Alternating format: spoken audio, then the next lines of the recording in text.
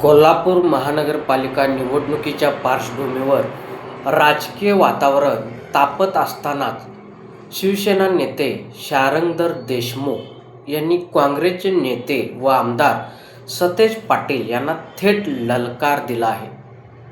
आमची निवडणूक महाविकास आघाडीच्या उमेदवारांसोबत नाही तर थेट बावड्याच्या विरोधात आहे.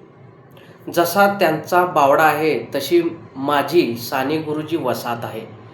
इथे प्रचंड ईर्ष्या होईल, सर्वांनी तयार राहा असा इशारा देशमुख यांनी दिला आहे. कोल्हापूर महापालिकेत महाविकास आघाडी विरुद्ध महायुती अशी थेट लढत असली तरी प्रभाग क्रमांक 9 मधील सामना विशेष चर्चेचा विषय ठरत आहे.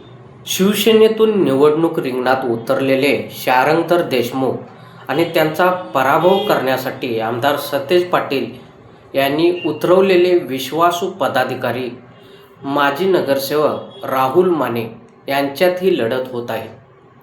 माने यांनी मागील काही दिवसांपासून प्रभागात जोरदार तयारी केल्याचे चित्र आहे. विशेष बाब म्हणजे शारंगधर देशमुख हे कधीकाळी सतेज पाटील यांचे अत्यंत विश्वासू सहकारी आणि काँग्रेसमधील प्रमुख शिलेदार मानले जात होते. महापालिकेत काँग्रेसची मदार देशमुख यांच्यावर होती. तब्बल 10 वर्षे ज्यांच्याकडे काँग्रेसचे गटनेतेपद सोपवण्यात आले होते. आघाडीचे राजकारण सांभाळण्याची जबाबदारीही शारंगधर देशमुख यांच्यावरच होती.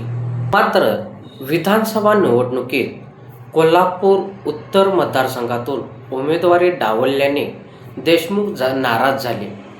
त्यानंतर त्यांनी काँग्रेसची साथ सोडत शिवसेनेत प्रवेश केला. त्यांच्यासोबत काही आजी-माजी नगरसेवक आणि इच्छुकांनीही शिवसेनेत प्रवेश केला होता. आता देशमुख यांनी थेट सतेज पाटील यांच्याच विरोधात रणशिंग फुंकल्याने येत्या 15 दिवसात कोल्हापूरच्या राजकारणात प्रचंड तापमान वाढणार असल्याचे संकेत मिळत आहेत. प्रभाग 9 मधील ही लढत केवळ नगरसेवकांची नसून राजकीय प्रतिष्ठेची आणि जुन्या नात्यांची कसोटी पाहणारी लढाई ठरणार असल्याचे चित्र स्पष्ट होत आहे. मंथन न्यूज कोल्हापूर. यावर तुम्हाला काय वाटते कमेंट बॉक्समध्ये लिहा. चॅनलला सबस्क्राईब केले नसेल तर नक्की सबस्क्राईब करा. जगात भारी कोल्हापुरी.